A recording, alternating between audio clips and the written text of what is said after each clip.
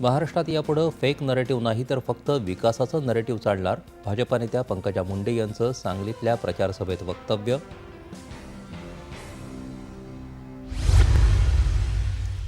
सिंधुदुर्ग जिल्ह्यात शिवसेना उद्धव बाळासाहेब ठाकरे पक्षाचे उपजिल्हा प्रमुख रज्जब रमदुल यांनी पक्ष सोडत भाजपात केला प्रवेश.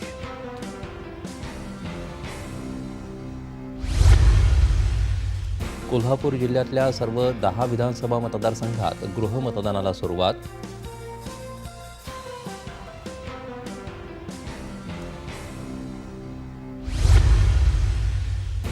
अकोला जिल्ह्यात विधी सेवा प्राधिकरण आणि बाल संरक्षण यंत्रणेनं बाईक रॅलीच्या माध्यमातून मतदान जनजागृतीचा राबवला उपक्रम.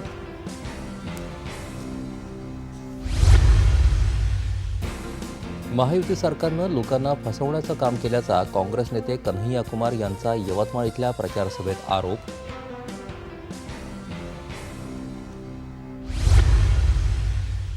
मतदान जनजागृतीसाठी धुळे महापालिकेच्या पुढाकारानं वॉकेथॉनचं आयोजन.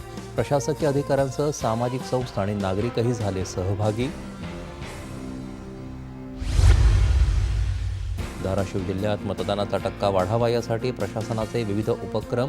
मानवी साखळीच्या माध्यमातून देण्यात आला मतदान करण्याचा संदेश.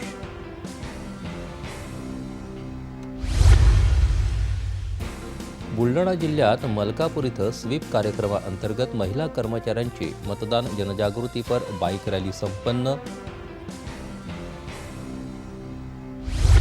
आणि मतदानाची टक्केवारी वाढावी यासाठी वाशिमच्या यावर्डीच्या बाबासाहेब धाबेकर माध्यमिक विद्यालयाच्या 57 विद्यार्थी